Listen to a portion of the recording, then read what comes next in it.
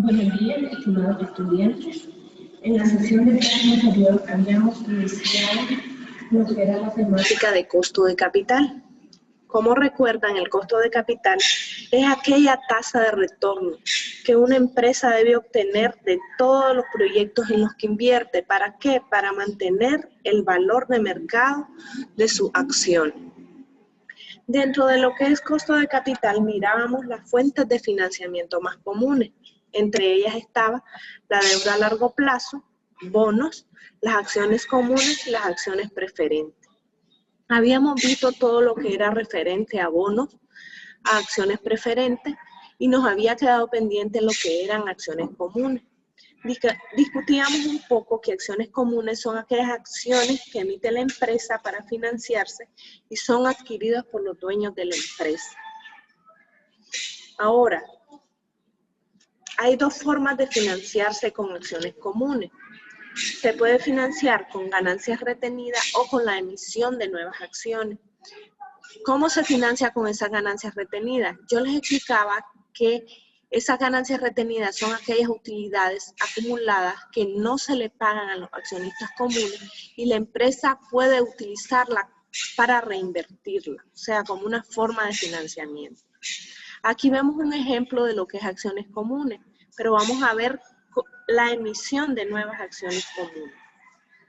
Nos dice el ejemplo: Corporación DON desea determinar su costo de capital en acciones comunes, que va a estar dada por K sub S. El precio de mercado, que lo vamos a referir con P sub 0, de sus acciones es de $50 por acción. Y la empresa espera pagar un dividendo de $4 al final del próximo año. Esos dividendos van a estar representados por D sub I. Pero nos da un dato importante. Nos dice, los dividendos pagados por las acciones en circulación durante los últimos 6 años, de 2002 a 2007, como se presenta en la tabla, fueron los siguientes. En el 2002, el dividendo fue de 2.97. En el 2003, 3.12 y así sucesivamente. Entonces, para encontrar el costo de deuda de acciones comunes, vamos a ocupar el modelo de valoración de crecimiento constante, mejor conocido como modelo de Gordon. ¿Y qué nos dice ese modelo? Que va a haber variaciones cada año.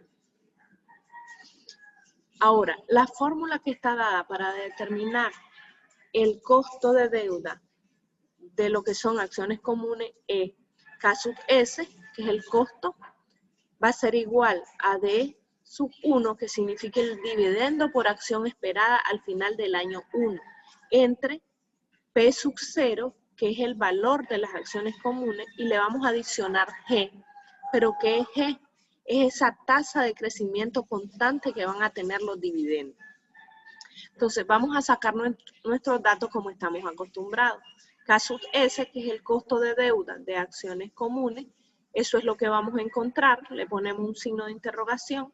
D sub 1, que es el dividendo, nos dice el ejercicio que el dividendo es de $4 al final del año 2008. Entonces, al final del primer año, entonces, son $4. P sub 0 es 50. El precio aquí nos lo da, nos dice el precio de mercado de sus acciones comunes de $50 por acción. Pero ¿tenemos G? No la tenemos. El ejercicio no nos la da. Aplicando el modelo de Gordon, lo que hacemos es sacar la variación entre cada uno de los datos de los años que nos da. Es decir, ustedes aprendieron a sacar variaciones en lo que es Finanzas 1. Entonces, ¿qué es lo que hacemos? Solamente tomamos el año actual, que sería 2003, menos el año anterior o año base, que sería 2002, y lo dividimos entre el mismo año anterior o año base. Hagámoslo. Tomamos 2003, que sería 3.12, menos 2002, que sería 2.97, entre 2002, que sería 2.97, y esa variación nos da 0.05. Para hacer la siguiente variación, tomamos 2004 y 2003. Sería 3.33 menos 3.12 entre 3.12. Nos da 0.07. Y así sucesivamente con los años siguientes. Pero ¿cómo sacamos G?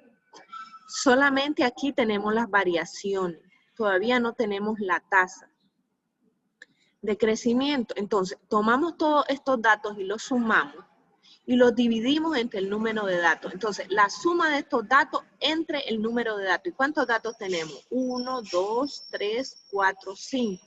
La suma la vamos a dividir entre 5 y nos da 0.05. Una vez que tenemos G, lo trasladamos a nuestros datos para aplicar la fórmula.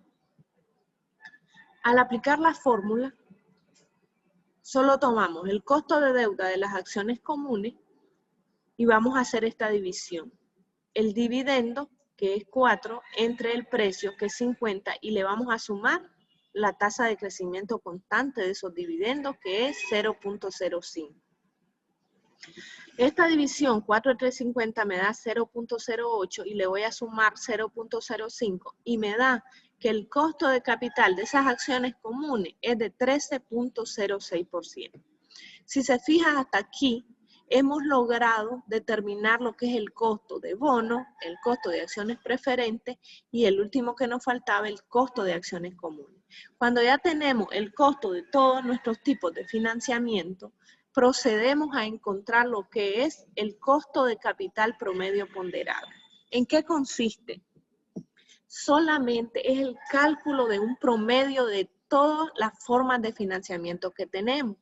Vamos a tomar el costo de cada una de esas formas de financiamiento y lo vamos a multiplicar por la proporción en la estructura de capital de la empresa. Después que tenemos esa multiplicación, vamos a sumar cada uno de los financiamientos, como nos dice la fórmula. Entonces, ¿qué es K? K es el costo de deuda de nuestras formas de financiamiento. Tenemos bonos, tenemos acciones preferentes y acciones comunes que acabamos de calcular. Ahora, ¿qué es W? W es la proporción de deuda, sea de bonos, sea de acciones preferentes o de acciones comunes en la estructura de capital de la empresa. ¿Qué significa?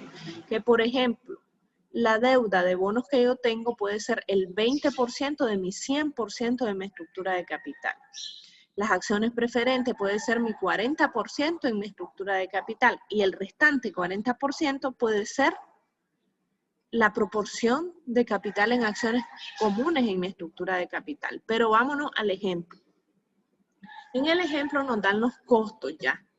Si se fijan, nos dicen que el costo de deuda es de 5.6 en el caso de los bonos, en acciones preferentes es de 10.6%, ganancias retenidas 13% y la emisión de nuevas acciones comunes, como el caso que vimos, es del 14%. Una vez que tenemos los costos, necesitamos la ponderación o bien la proporción que cada una de estas deudas tiene en la estructura de capital de la empresa. Y aquí nos dice, la empresa usa las siguientes ponderaciones para calcular su costo de capital promedio ponderado. De un 100%, el 40% va a ser de deuda a largo plazo, el 10% de acciones preferentes y el restante 50% es en acciones comunes. Si se fijan en la ponderación, no mencionan lo que son ganancias retenidas. ¿Por qué? Porque el ejercicio nos da este dato. Puesto que la empresa, para tener un monto considerable de ganancias retenidas disponibles de $300,000, planea usar su costo de ganancias retenidas como el costo de capital en acciones comunes. Significa que él ya tiene disponible estas ganancias retenidas, por lo tanto no lo vamos a incluir. Vámonos al ejercicio. Entonces, casus G, que es el costo de capital promedio ponderado, es lo que vamos a encontrar. Y W es cada una de las ponderaciones. Si se fijan, yo las reflejé en decimal y no en porcentaje como me las da. ¿Por qué? Porque el ejercicio me da en porcentaje los costos y en porcentaje las ponderaciones. No se puede multiplicar porcentaje con porcentaje.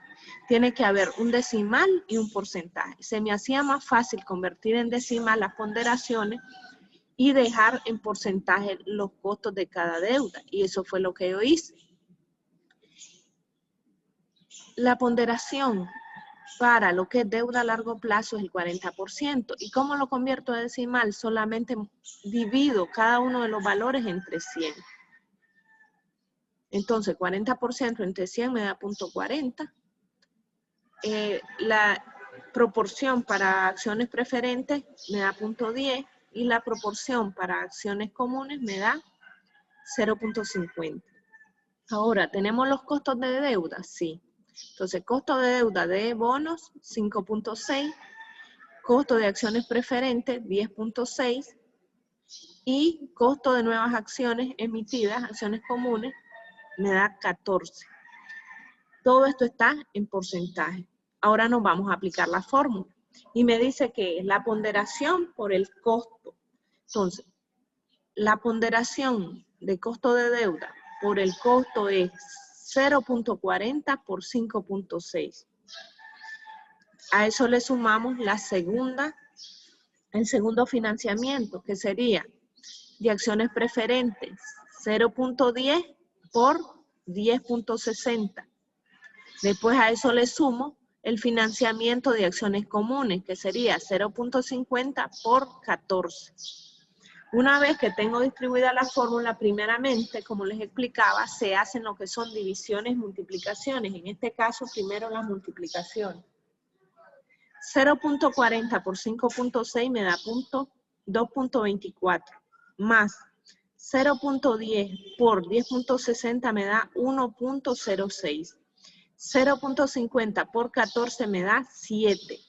Una vez que ya tengo resueltas las multiplicaciones, paso a sumar. 2.24 más 1.06 más 7 me da 10.30 el costo de capital promedio ponderado. ¿Qué 10.30? 10.30%.